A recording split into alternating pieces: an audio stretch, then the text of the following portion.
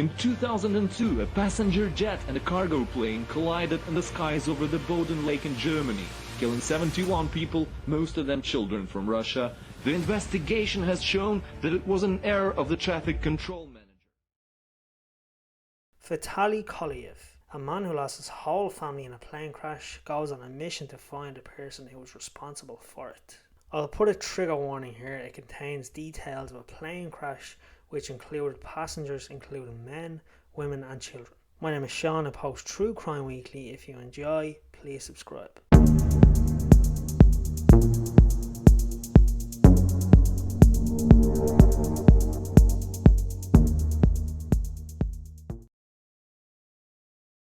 On the night of July 4th, 2002, Flight 2937 flying from Moscow, Russia to Barcelona, Spain, carrying a total of 60 passengers and 9 crew, 45 of which were Russian school children attending a school trip in Spain. They planned on visiting theme parks and beaches. At 11:35 p.m. local time the same night, Flight 2937 and DHL International Aviation Flight 611. They would collide in midair over Überlingen, a German town on Lake Constance near the Swiss border.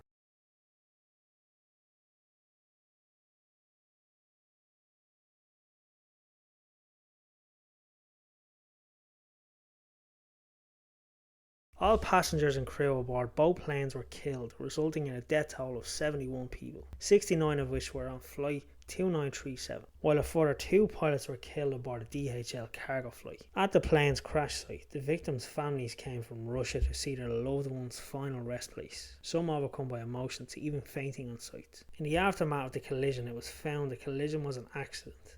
The airspace was controlled by a private company, SkyGuide, from Switzerland. They were an air traffic controller company, and at the time of the crash they had only one air traffic controller, Peter Nielsen, working the airspace. The accident was partially caused by the high workload as he was manning 2 workstations at the same time, and Peter received delayed radar data which ultimately led to the collision. The other employee who was meant to handle the second station went on a nap, and while this was against the guidelines of SkyGuide, as there had to be at least 1 person to a workstation, management had known about it and it was standard operation for years, which is negligence at best. SkyGuide the night of the accident took urine samples of all employees working that day, but all samples came back negative for drugs, alcohol or any other substance.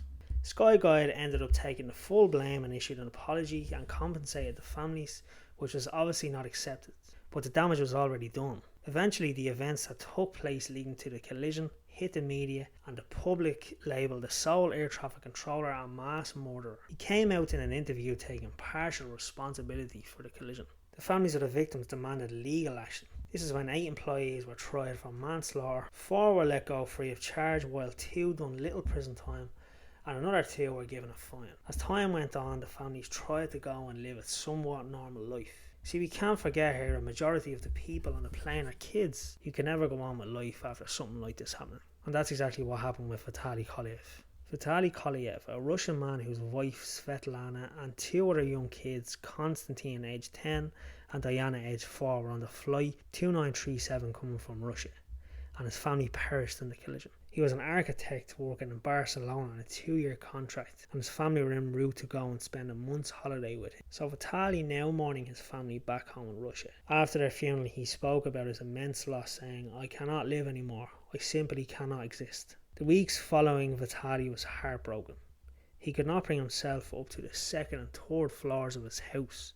This is where his family usually slept. When he eventually went upstairs, he turned one room into a shrine for his family to remember them by. SkyGuide offered Vitaly money for the deaths of his family, but he didn't accept it. He wanted someone to own up and make an apology to him personally, which he never got. Vitaly reached out numerous times to SkyGuide to try and set up a meeting to speak with them and get some answers. They never responded. He even approached an executive of SkyGuide at the 1-year memorial, only to be led away by his bodyguard. Now nearly 2 years since his family passed away, Vitaly took it into his own hands and he hired a private investigator to try find the air traffic controller who was in control of the planes that day, who as we know was Peter Nielsen. And a private investigator, he ended up finding out the name and address of Peter, which is in the city of Zurich in the country Switzerland, where Peter had moved in the year 1995 with his wife. They settled and raised 3 children aged 13, 4 and 2. He had since retired his air traffic controller role, but took an office job in Skyguide where he was happy, and his mind was finally at rest, or so he thought. Vitaly, now with this information and with a mind full of vengeance and hate, he packed a bag and he got on a plane to Zurich. Tuesday, February 24, 2004. This marked 1 year and 8 months since the collision. It was approaching 5:45 PM in Switzerland, and it was getting dark outside. A neighbour of Peter Nielsen noticed a man outside her house wearing a long black coat and asked him what he wanted. The man held a piece of paper with the name Peter Nielsen on it, and the neighbour pointed in the direction of Peter's house. This man was Vitaly Koloyev. He approached Peter's house. Moments later, Peter looked out his window to see a man sitting on his chair in his garden. Peter then went out the front to meet with the man, having no idea who he is. Meta, who was Peter's wife, she heard the strange man speaking in broken German to her husband and shouting, "I am Russia." Immediately after this, she heard her husband scream in pain. Peter was stabbed by Vitaly several times with a long knife, and he died moments later in the presence of his wife and kids. Neighbours gave statements on what Vitaly looked like and what he was wearing, and police soon found a murder weapon nearby in the snow. Switzerland police now on high alert for the killer of Peter Nielsen. The police declared Vitaly as the #1 suspect due to them looking into the background of Peter. They found out about the collision and all the lives it ruined, ultimately leading them to Vitaly.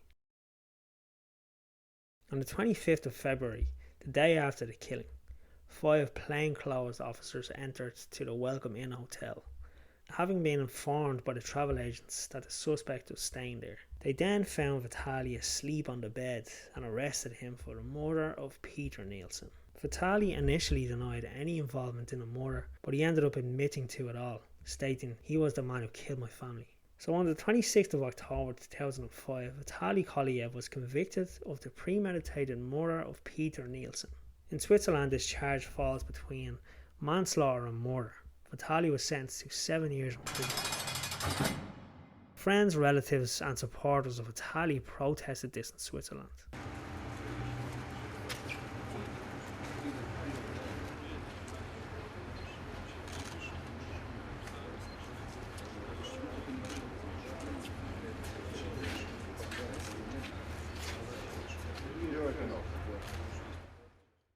And on the 8th of November 2007, Vitaly was released from prison on parole after just 2/3 of his sentence were served. He returned home to Russia and he was met by crowds. They cheered him on as a hero.